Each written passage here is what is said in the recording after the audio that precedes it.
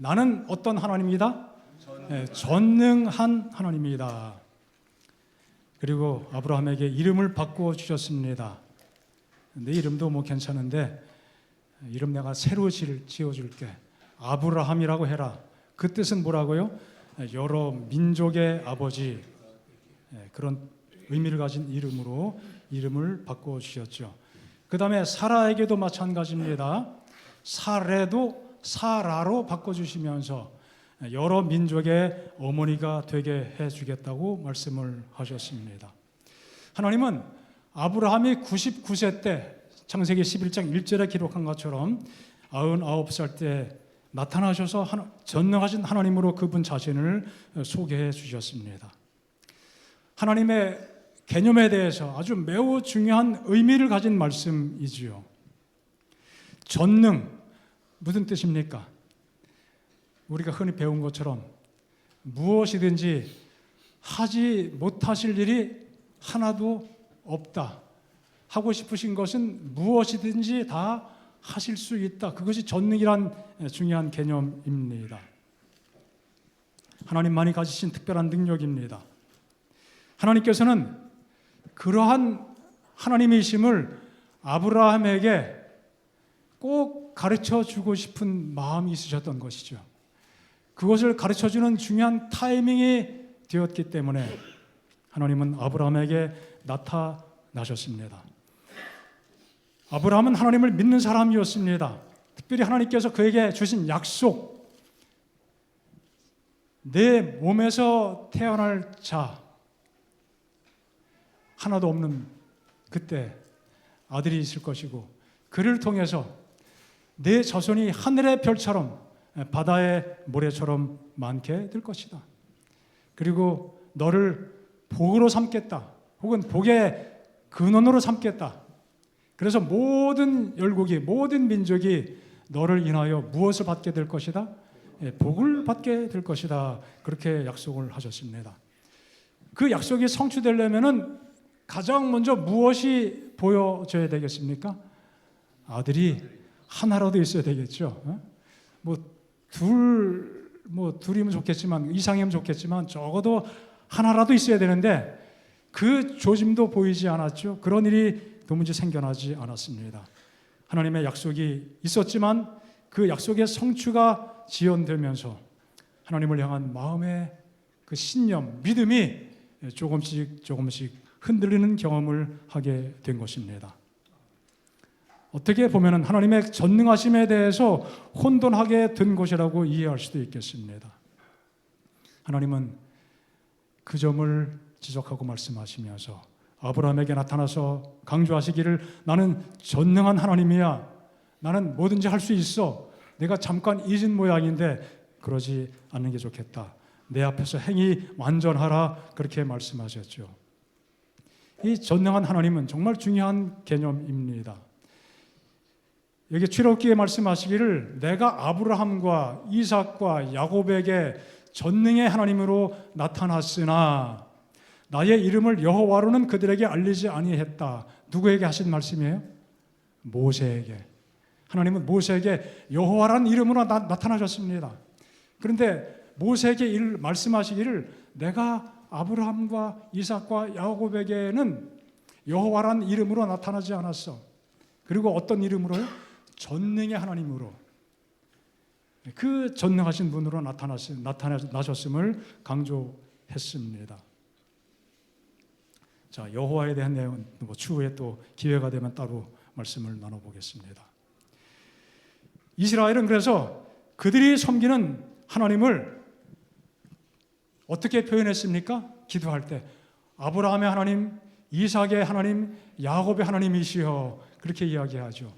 성경에 그런 표현들이 자주 등장합니다. 아브라함도 이삭도 야곱도 그들의 신앙생활 속에서 하나님을 이해하고 하나님에 대해서 고백할 때마다 전능하신 하나님, 전능하신 분, 그런 표현으로 자주 고백하는 것을 보게 됩니다. 자, 이삭이 야곱을 축복할 때 전능하신 하나님이 너에게 복을 주시기를 원한다. 하나님께서 약속하신 대로 너도 생육하고 번성할지어다. 그렇게 이야기하죠. 자, 그뿐 아닙니다. 하나님께서 야곱에게, 도망가는 야곱이죠. 형을 속이고 아버지를 속이고 도망가던 그 길에서, 그 들판에서 잠을 자고 있을 때 하나님께서 그에게 나타나셨고, 하나님이 그에게 임재하셨던 그 장소를 야곱은 하나님의 집이라고 하는 뜻을 가진 베델이라고 그 지역을 부르게 되죠. 베델. 하나님께서 그에게 복을 주실 때 어떻게 말씀하셨는가? 하나님이 그에게 이르시되 나는 어떤 하나님이다? 전능한 하나님이라. 그리고 동일하게 뭐 하라고요? 생육하고 번성하라. 이게 하나님께서 제일 처음 누구에게 주신 약속입니까? 아브라함에게 주신 약속이에요. 그 고백, 그 사실이 계속 표현이 됩니다. 자, 그 다음에 야곱의 고백입니다. 야곱의 가정에 분란이 생겼습니다. 사랑을 많이 받고 편애를 받았던 요셉이 형들의 미움을 받고 복잡한 과정 속에서 애굽에 팔려갔는데 하나님께서 그를 도우셔서 노예 생활하고 감옥에도 들어갔지만 고생을 많이 했지만 그 위기의 순간에 하나님은 그를 높이 들어 사용하시면서 그 거대한 제국의 총리가 되게 하셨죠. 마침내 기근이 들고 사람들이 양식을 사러 오는데 누가 왔어요? 그 요셉의 형들이 양식을 사러 왔죠. 재미난 스토리가 성경 가운데 기록이 되어 있습니다. 아주 흥미진진하죠. 자, 그때 요셉이 형들의 마음을 시험하고, 형들이 정말 옛날하고 똑같을까? 좀 뭔가 바뀌지 않았을까? 그런 생각을 하면서 형들을 시험합니다. 그리고 몇 가지 트릭을 써서 그들을 꼼짝달싹 못하게 하고, 누굴 데려오라고 그랬어요? 막내 베냐민 데리고 와라. 너희들이 정말 스파이가 아닌지를 증명하려면 그 길밖에 없어. 아유, 얼마나 참 이 형들이 가슴이 철렁했습니까? 어쨌든 집에 가서 꺼내기 힘든 이야기지만 아버지에게 이야기하고 데리고 갔다 오겠습니다. 그렇게 하게 되죠. 그때 야곱이 전능하신 하나님께서 그 사람 누굽니까? 요셉이죠. 너희에게 은혜를 베푸사 그 사람으로 너희 다른 형제와 베냐민을 돌려보내게 하시기를 원하노라. 여기도 어떤 하나님이요? 전능하신 하나님. 여러분, 우리는 전능하신 하나님에 대해서 기본적으로 이해하고 있지만 이런 표현이 성경에 그렇게 많이 나오지 않습니다.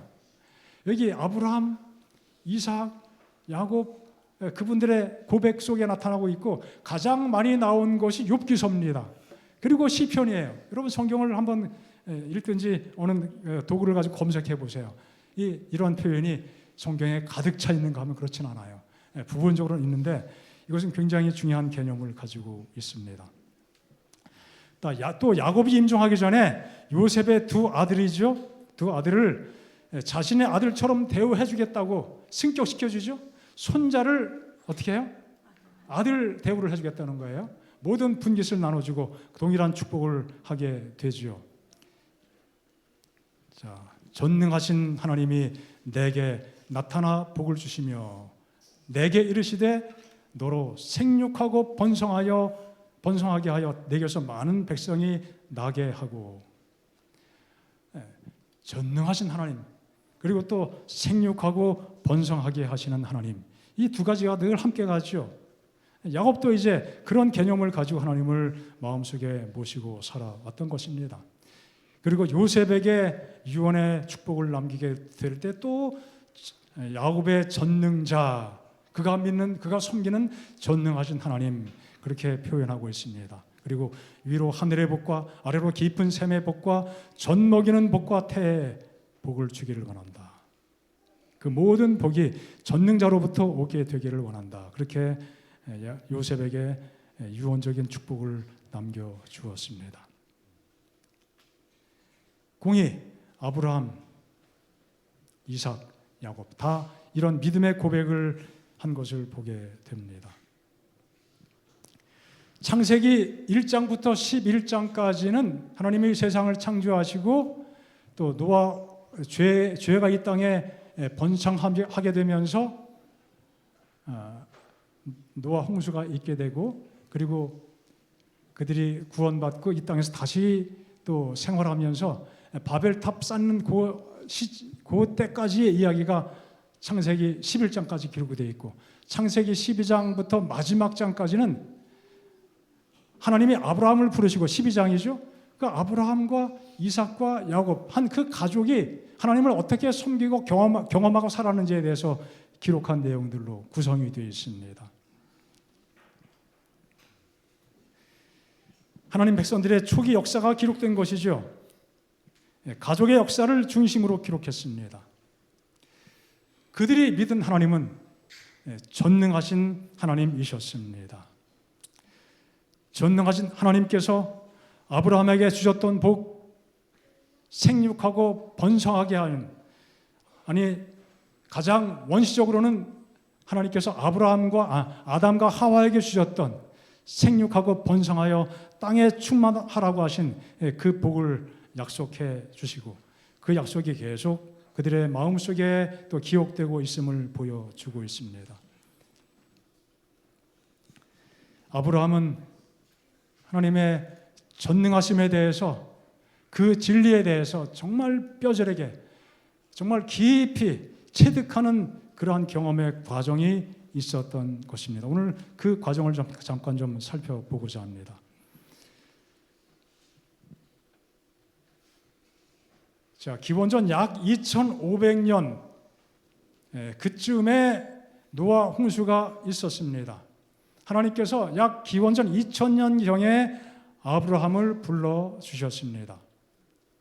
홍수 이후에 또 바벨탑이 세워지고 그것이 무너지고 또 흩어져 살게 되면서 이제 여러 지역의 민족들이 흩어져 살게 되고 이제 번성해 가기 시작했습니다. 하나님에 대한 지식이 당연히 흐려지게 되죠. 성경의 모든 장면들이 그것을 보여줍니다. 하나님은 그때 아브라함을 부르셨습니다. 그 부르심을 통해서 이 한 사람을 통하여 하나님은 한 민족을 세우실 것을 계획하신 것이죠. 그 민족은 어떤 민족입니까? 장차 이 세상에 죄인들을 구원하실 메시아 구세주께서 태어나시도록 하나님께서 최소한의, 요즘 말로 하면은 인프라, 환경을 구축해 주신 것이에요.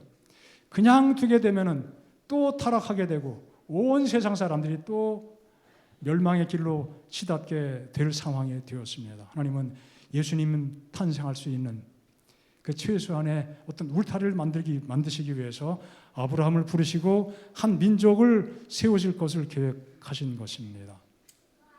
그것이 바로 창세기 12장의 내용입니다. 그는 고향을 떠났죠. 하나님께서 인도하시는 그 인도를 따라서 아직 어디로 가야 할지 갈 바를 알지 못했음에도 불구하고 하나님을 의지하고 따라 나섰습니다. 집을 나선 것이죠. 인류의 복이 되게 해주시겠다. 땅을 많이 차지하도록 해주시겠다. 가나안까지 인도하셨는데 그가 평생 살면서 얻은 땅은 땅 한 평도 없이 뭐만 간신히 얻었어요. 막벨라 굴. 그거 간신히 획득하게 됐죠. 요즘 말로 하면 이제 등기를 치게 됐다 이거예요. 다른 땅은 아직 보장된 것이 없습니다. 그리고 하나님께서 약속하신 대로 아들이 있어야 되는데 아무리 기다려도 아들이 생겨나지 않습니다. 사실 그 아들은 아브라함에게는 개인적인 아들이지만 하나님께서 보실 때는 그 아이를 통하여, 그 자녀를 통하여 누가 이 땅에 오실 것을 준비하시는 거예요? 메시아. 그래서 아브라함은 구세주에 대한 표상이요 또 상징이 되었습니다. 하나님이 아브라함 부르실 때 나이가 몇 살이었다고요? 75세. 75세 때 처음 불러주시고 고향을 떠나게 하셨습니다. 그 약속을 바라보고 약속이 이루어질 것을 소망하고 살아갔는데 아브라함이 기대했던 시간과 하나님께서 계획하신 그 시간은 서로 시간차가 많았어요. 기다리는데 성취가 되지 않았죠. 시간이 지연됐습니다. 아브라함 입장에서요. 적어도 아들이 하나라도 생기면 좋겠는데 아들 하나가 생길 그 기미도 털끝만치도 없었어요. 그 사이에 그들은 점점 늙어갑니다. 원래 늙었었는데요. 더 늙어가지요. 아들 낳을 시간이 이미 늦은 듯 보이게 되었습니다. 마음에 흔들림이 생기게 됩니다. 그래서 아브라함은 창세기 15장에 이렇게 표현하죠. 하나님께서 나타나셨을 때 아브라함은 다메섹 출신 종이 있는데 엘리에셀, 이 사람이 하나님 저의 상속자가 되고 후계자가 돼서 하나님의 계획이 이 엘리에셀을 통해서 이루어지면 되지 않겠습니까? 하나님께서 아니라고 이야기하시고 그때 아브라함이 그것을 어떻게 했다고요? 믿었다고 그랬습니다. 그래서 아브라함이 여호와를 믿으니 할 때 이 믿는 것은 뭐예요? 하나님의 약속을 다시 주었을 때 엘리에셀 아니야. 내 몸에서 날 그 씨가 내 진짜 자손이야. 그 사실을 믿었다는 것이죠. 그것을 믿었을 때 그것을 무엇으로 여겨주셨다고 그랬어요? 의로 여겨주셨다. 이 말씀은 로마서에 또 바울이 언급을 하는 내용이기도 합니다. 자, 중요한 것은 이 약속의 말씀을 재차 확인해 주신 다음에 어떤 일이 있었는가 하면은 아브라함이 질문합니다. 하나님, 제가 믿습니다. 그런데 좋습니다. 저에게 증거 좀 주십시오. 그것이 이루어질 것을 내가 무엇으로 알겠습니까? 그때 하나님께서 3년 된 암소, 3년 된 암염소, 3년 된 숫양, 산비둘기, 집비둘기 새끼, 그 짐승을 다 잡고 새는 그대로 두고 짐승은 어떻게 하라고요? 반으로 쪼개라. 둘이 갈라졌네요. 지금 이쪽 저쪽하고 반으로 쪼개라 이것입니다. 그리고 그 쪼갠 상태에서 이 환상 가운데 아브라함과 하나님이 어떻게 해요? 함께 지나가는 그 장면을 보게 됩니다. 그 장면을 왜 보여주시고 그 일을 왜 하게 하셨습니까? 자, 일단은 부조 선지자의 말씀을 좀 보고 말씀을 드리겠습니다. 위대한 희생 제물이신 그리스도의 죽으심과 그분께서 영광 가운데 오시는 모습을 통해 여기서 구속의 경륜이 그에게 제시되었다. 또 아브라함은 이 땅이 약속의 최종적이요 완전한 성취로 그에게 영원한 유업으로 주어지기 위하여 에덴의 아름다움으로 회복되는 것을 보았다. 사람들과 더불어 세우신 하나님의 이 같은 언약의 보증인으로서 하나님의 임재를 상징하는 연기 나는 풀무와 타는 횃불이 쪼개진 희생제물 사이로 지나가며 그것을 모두 태웠다. 이 아브라함이 굉장한 것을 보게 된 것입니다. 짐승을 하나님께서 말씀하신 대로 쪼개서 누웠는데 환상 가운데 계시 가운데 특별한 장면을 보게 되고 특별한 경험을 하게 되었습니다. 하나님께서 그분의 약속이 분명히 이루어진다고 하는 사실을 강조하신 말씀 뒤에 그것을 강조하고 내가 무엇을 그것을 알겠습니까?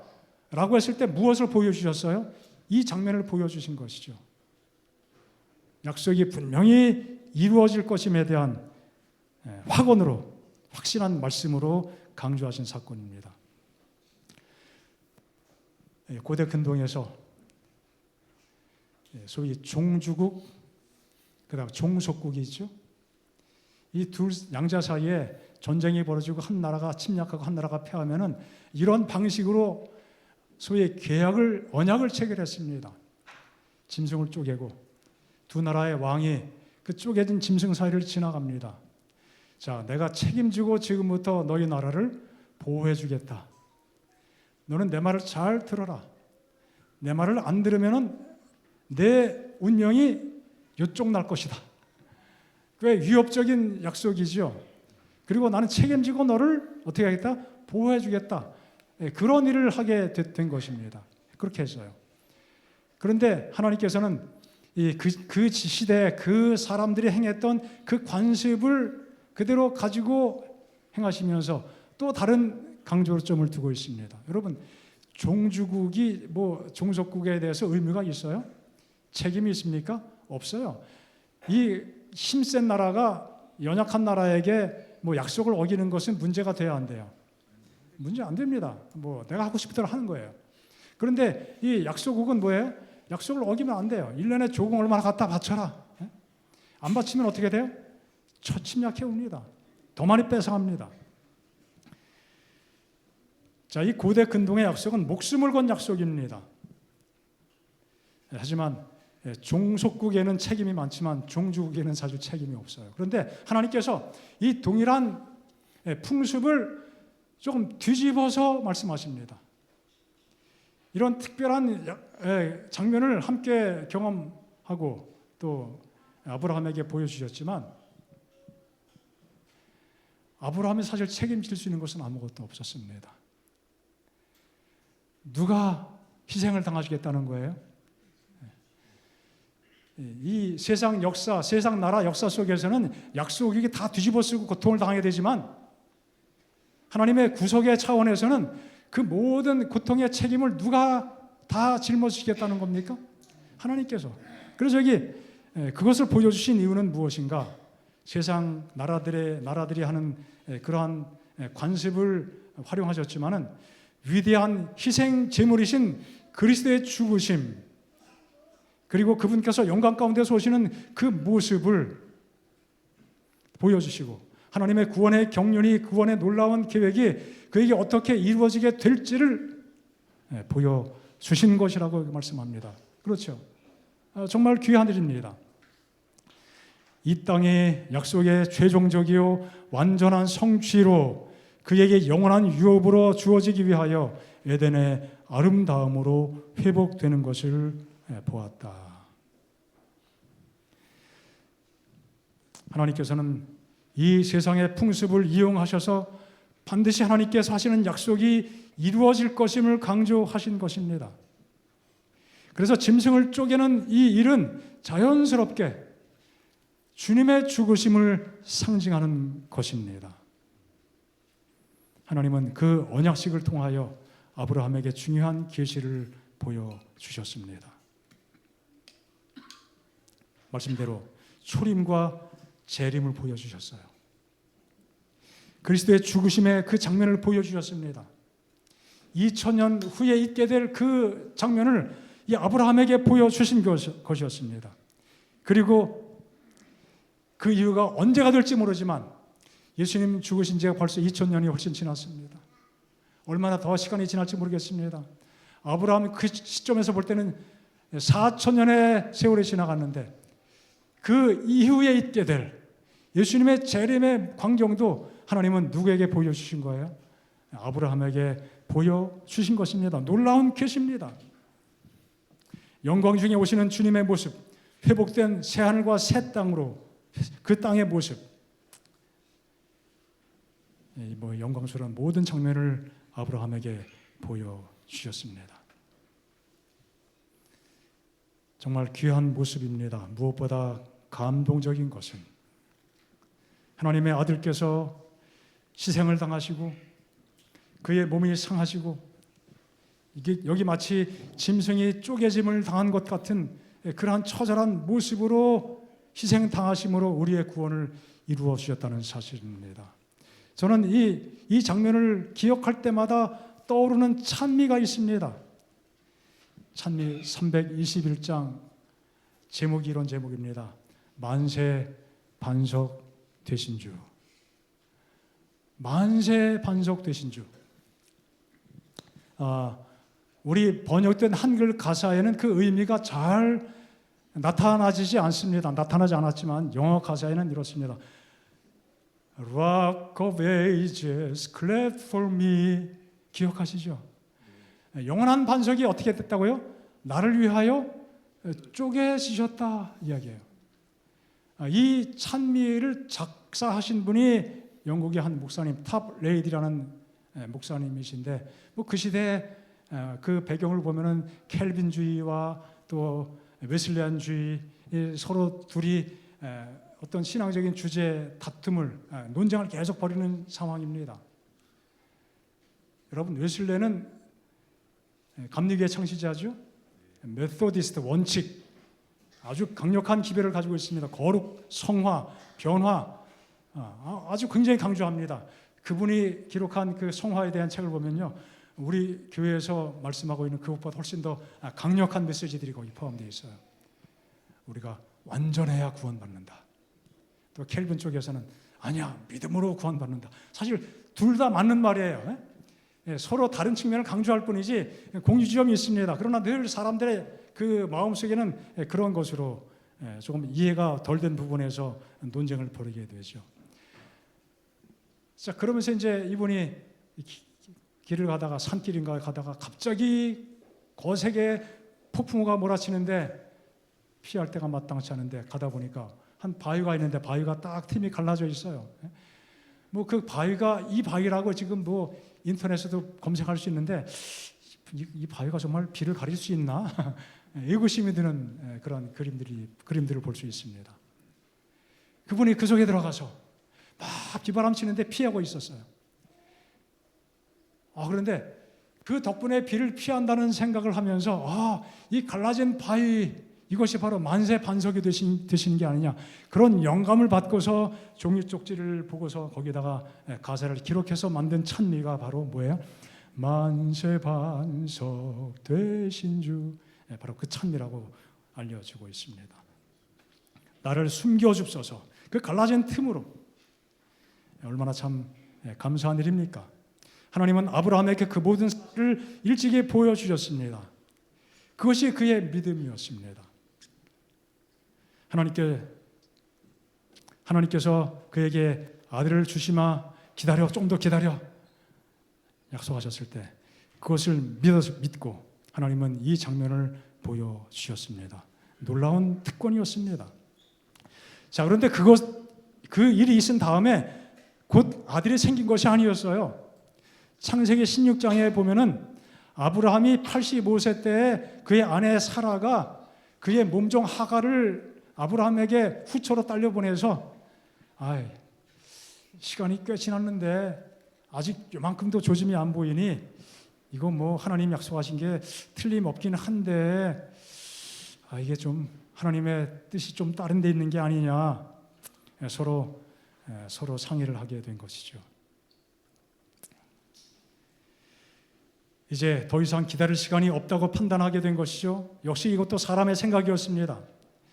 정말 무슨 대책을 세우지 않고 무슨 수를 쓰지 않는다면 하나님의 약속이 전혀 성취되지 않을 것 같은, 그저 물거품이 되고 말 것 같은 생각을 하게 된 것이죠.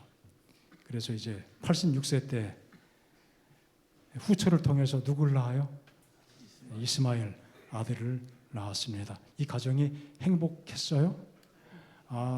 문제가 많았습니다. 골치 아팠습니다. 하갈이 임신한 다음에 사라를 막 구박하다가 쫓겨나게 되고 하나님이 꿈속에 선사를 보내서 나타나시고 야, 집에 들어가, 내가 너 보호해 줄게. 들어갔어요. 아들을 드디어 낳았습니다. 아들이 자랐어요. 한 15세까지 자랐습니다. 그동안 이제 아브라함도 아마 포기했을 거예요. 이만큼 자랐으니 이제 얘가 하나님이 약속하신 바로 그 아이인가 보다 마음 정리하고 가정의 불화도 어느 정도 해소가 됐겠죠. 잠잠해졌습니다. 그런데 하나님께서 그 타이밍에 나타나신 거예요. 그때가 우리가 읽었던 성경 말씀처럼 창세기 17장에 아브라함 몇 세 때요? 99살, 99세 때입니다. 16장 이스마엘이 탄생한 다음에 얼마의 세월이 지났습니까? 13년의 세월이 지났습니다. 짧아요, 길어요? 엄청 길어요. 젊은 사람들한테는 안 길지만요, 나이 드신 분들에게 13년 엄청 깁니다. 80 되신 분에게 13년 자신 있습니까? 물어보면은 자신 있다고 말하기가 쉽지 않을 것 같아요. 90세 이상, 90세쯤 되신 분에게 13년 자신 있습니까? 에이 무슨 소리야. 아마 그렇게 반응 나오지 않겠습니까? 물론 그때랑 지금이랑은 좀 차이가 많이 있지만 어쨌든 간에 이 시대에도 쉬운 일은 아니었습니다. 그리고 그때 나타나셔서 말씀하시기를 나는 어떤 하나님이다? 전능하신 하나님이다. 그리고 언약을 이루겠다. 무슨 언약? 아들을 낳게 하고 그 아들을 통하여 번성하게 하겠다. 나는 전능한 존재인데 너 그거 잊어버렸니? 그거 기억했어야 됐는데 바로 그러한 의미인 것이죠. 아브라함 살아있을 동안에 생전에 아브라함 하나님께서 여러 번 나타나셨습니다. 아브라함의 삶을 통해서 볼 때 11년 동안 약 4번 나타난 것으로 성경을 통해서 살펴볼 수 있는데 16장부터 17장 사이 세월이 얼마나 지났어요? 13년 지났는데 그 사이에는 과거 11년 동안 4번씩 나타난 것으로 기록되어 있는데 13년 동안은 하나님이 나타나신 적이 없어요. 하나님이 삐지셨을까요? 긴 세월을 허락하신 이유가 있습니다. 하나님께서 하나님의 때를 기다리지 못한 아브라함에게 나타나셔서 하나님을 온전히 신뢰하지 못하는 인간의 성급함을 다시금 바로 잡아주시고자 하는 목적과 그 이유를 가지고 나타나신 것을 보게 됩니다. 그래서 전능하신 하나님으로 나타나신 것은 큰 의미를 가지고 있게 됩니다. 온전히 믿었어야 했지만 그렇게 하지 못했다는 것이죠. 하나님의 구원은 인간의 노력이나 인간의 공로로 얻어지는 것이 결코 아니고 하나님의 전적인 능력과 은혜로 가능한 것임을 교훈해 주기 위해서 하나님은 그때 나타나신 것입니다.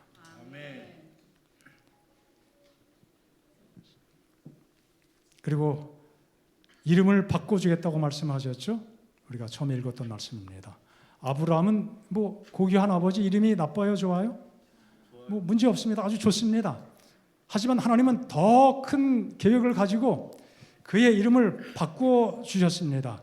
열국의 아버지, 모든 민족의 아버지로서 그 모든 의미를 충분히 포함하는 이름 아브라함이라고 바꾸어 주시고 또 그의 아내 사레도 사라라고 이름을 바꾸어 주셨습니다. 사레도 참 좋은 이름이에요.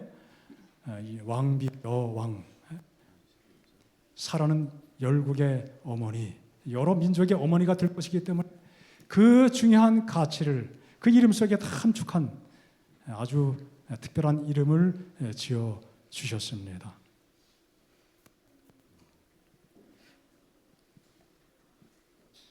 하나님께서 그때 나타나셨는데 아브라함이 어떻게 반응했습니까? 웃었다고 그랬어요. 99세 때 나타나서 아브라함 또 아들 낳을 텐데 그때 아브라함이 뭐라고 반응합니까? 웃으면서 아이고 하나님 무슨 그런 말씀을 다 하십니까? 저희 이미 마음 접었습니다. 하나님 그렇게 안 해주셔도 괜찮아요. 이스마엘이 내 후손이 돼도 저 아무 문제가 없걸랑요. 하나님 아이고 하나님 왜 이렇게 웃기십니까? 저희 더 이상 희망이 없습니다. 하나님 아시지 않습니까? 하나님 괜히 애쓰시지 마시고 그냥 두십시오. 충분합니다. 하나님께서 나타나셔서 주신 약속의 성취를 이루실 때가 1년 남게 되었습니다. 아브라함은 그 시점에서 그 약속의 하나님의 말씀이 그렇게 실감나지 않았던 것이죠. 체념하게 되고 마음을 완전히 접었습니다. 하나님께서 처음 약속 주신 다음에 한 1년쯤 후에 약속을 이루어 주셨으면 참 얼마나 좋았을까. 참 좋았을 텐데. 아니 1년 아니라 10년 안에만 주셨어도 적어도 이스마엘을 낳지는 않았을 텐데 말이죠. 기다리게 많이 지체시켜서 그렇게 하셨는지. 이제 지금은 다 포기했어요. 다 체념했습니다. 가능성이 전혀 없었습니다. 이제 편법을 통해서 낳은 아들이지만 이스마엘을 하나님께서 주신 약속의 아들, 약속의 자녀로 생각하면서 그를 후사로 삼겠다. 그것이 그의 마음에 굳어진 생각이었습니다. 이제 다 잊어버렸거든요. 잊어버렸는데 하나님께서 나타나시고, 그러니 아브라함이 어떻게 하지 않을 수 없었어요? 웃지 않을 수가 없었습니다. 여러분, 하나님이 저에게도 나타나셔서 야, 내년에 너 아들 하나 줄게. 그럼 저도 아브라함, 하나님 웃기지 마세요. 저도 끝났고요. 우리 아내도 끝났습니다. 무슨 수로 하나님 애쓰지 마시고 괜히 고생하지 마세요. 그렇게 반응이 나올 수밖에 없을 것 같아요. 하지만 하나님은 말씀하시기를 나는 전능하신 하나님이다. 불가능한 것을 가능하게 하는 전능자이다. 그리고 내 앞에서 완전하라, 행하여 완전하라, 그렇게 말씀하고 있습니다. 그 영어 성경 보면요, walk before me and be blameless, 책망을 받을 것이 없도록 그렇게 완전하고, 그 다음에 이 두 의미가 합쳐진 것인데, 내 앞에서 어떻게 하라고요? 행하여. 내 앞에서, 이 행한다는 말은 이제 걷는다는 뜻이 기본이죠. 그 술 취한 사람처럼, 뭐 자다가 막 깬 사람처럼 정신 없어가지고 비틀거리지 말고 어떻게 해? 똑바로 걸어라 이거예요. 그렇게 행하라는 것이죠. 그런 뉘앙스를 풍겨주고 있습니다. 아브라함은 웃을 수밖에 없었고, 하나님 참 웃기시네요, 그렇게 반응했지만 하나님은 그것이 아니라고 재차 강조하셨습니다. 하나님의 약속, 하나님의 권능에 대한 믿음은 분명히 가지고 있었습니다. 그렇죠? 그 자체를 부인한 것은 아니었습니다. 그러나 하나님의 약속이 현실적으로 그런 일이 그의 자신의 삶에서 일어날 것이라고 하는 것에 대해서는 참 믿기가 어려운 상황이 된 것입니다.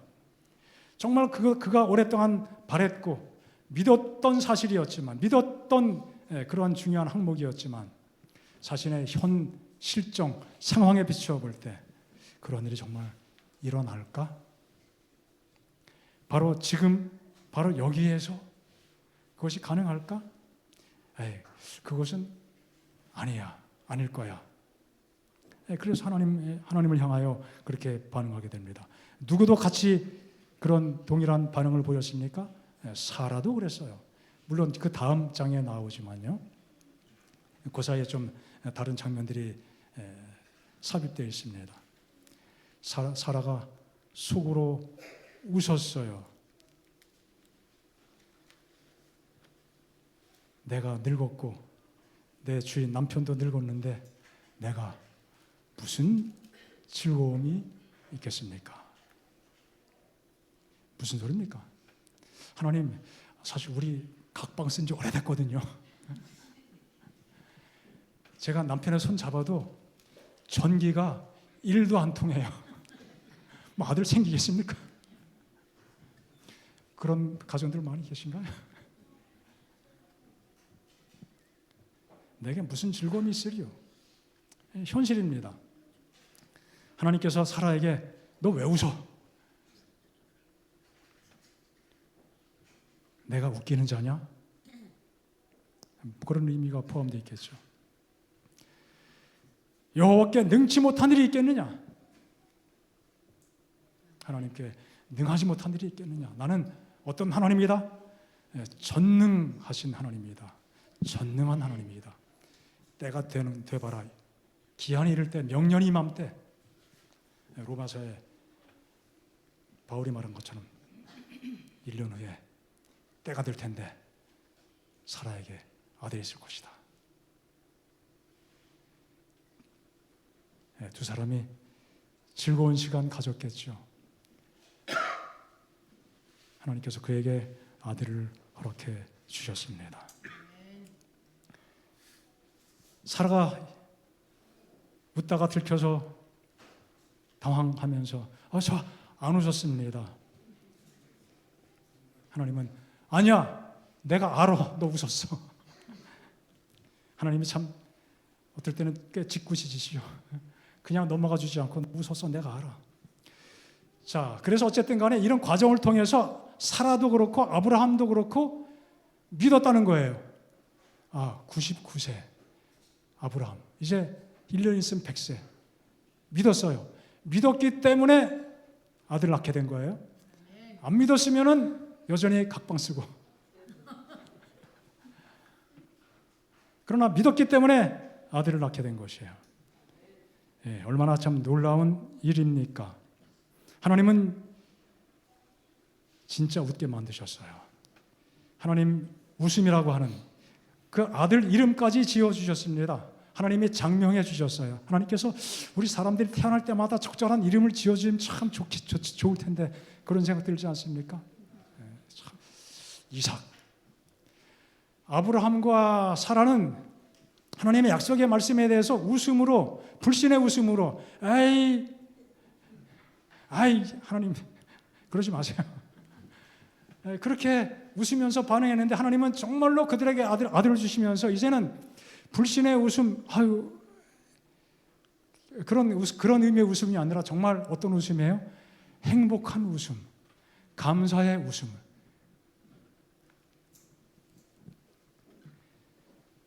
여러분, 제가 웃기는 얘기 하나 좀 하겠습니다. 제가 오래전에 어떤 교회에서 한 집사님이 여러 해 동안 그냥 고생을 하고 어떤 신체 한 장기가 안 좋으셔서 고생을 많이 하다가 곧 돌아가셨습니다. 그 남편 장로님이 얼마나 지극정성으로 돌봐주셨는지, 그래서 덕분에 오랜 세월을 버티고 사셨는데 드디어 돌아가셨습니다. 그 장로님 사시는 그 가까운 산에 그분을 모시고 내려와서 그 가정 안에서 쭉 둘러앉아서 이제 위로 예배 드리려고 앉아 있는데 정말 웃기는 장로님이 있었습니다. 대뜸 한다는 말이, 장로님 화장실 가서 웃으셨나요? 정말 웃을 수도 없고 웃으면 터져 나오는데 그냥 참느라고 혼났습니다. 자, 아브라함이 화장실에 가서 웃었을까요? 안 웃었을까요? 아들 낳은 다음에 웃었죠. 웃었겠죠. 그리고 밤에 자다 말고 웃음이 나왔을까 안 나왔을까요? 자다 말고 웃고, 또 밥 먹다가 이삭이 보기만 하면 그냥 옹알이하고 얼마나 웃었겠어요. 얼마나 행복했겠습니까? 하나님은 그런 의미에서 우리에게 웃음을 주시는 분이십니다. 하나님의 구원의 은혜를 깊이 마음속에 깨닫게 될 때, 그 큰 사랑에 우리 마음이 깊이 감명될 때 우리의 영혼이 웃게 되는 것입니다. 실수로 웃었지만은 행복의 웃음으로 바꾸어 주셨습니다. 아브라함처럼 우리도, 아브라함이 그래서 얼마나 웃었을까 생각하면은 우리가 표현하는 대로 허허 실실거리며 살았겠다. 제가 헛시 아닙니까? 자, 우리가 예수님 잘 믿으면은 날마다 어떻게 할 수 있어요? 허허 실실. 아멘 하셨습니다. 그렇게 사시기 바랍니다. 하나님이 아들 주실지 몰라요. 또 감사합니다.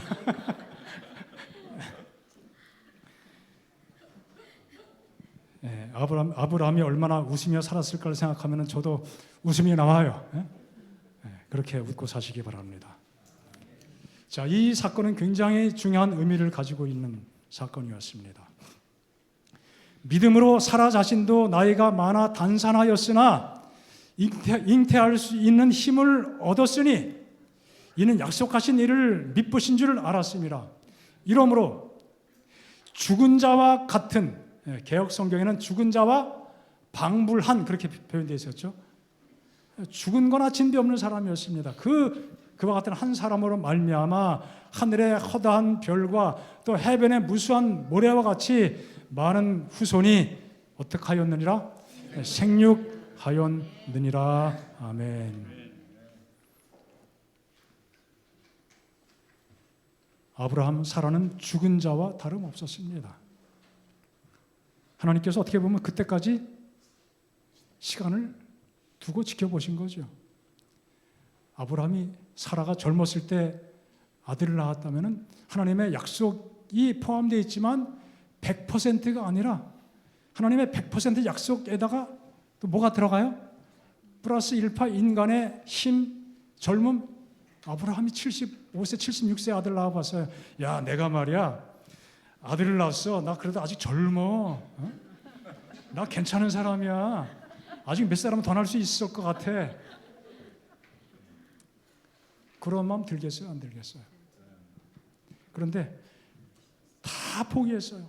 이제 가망성도 없고 이제 이스마엘만 잘 커서 탈 없이 잘 자라고 그에게 다 물려주고 하나님 약속 이를 통해서 야 이스마엘 통해서 이루어질 거야. 그렇게 마음 잡고 있는데 하나님이 툭 나타나셔가지고 아니라니까. 기다려봐. 1년만 기다려봐. 아들 낳을 거야.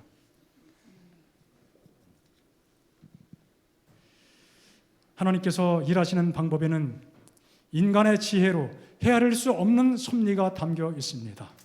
오직 하나님만 영광 받으시는 그러한 방식을 하나님께서 일하시는 것을 우리가 믿음의 눈으로 바라보시기를 바랍니다.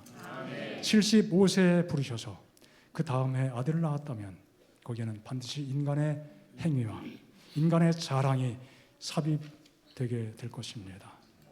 아브라함과 사라가 얼마나 사람들로부터 칭송을 받았겠습니까? 야, 저 사람들이 굉장한 사람들이야.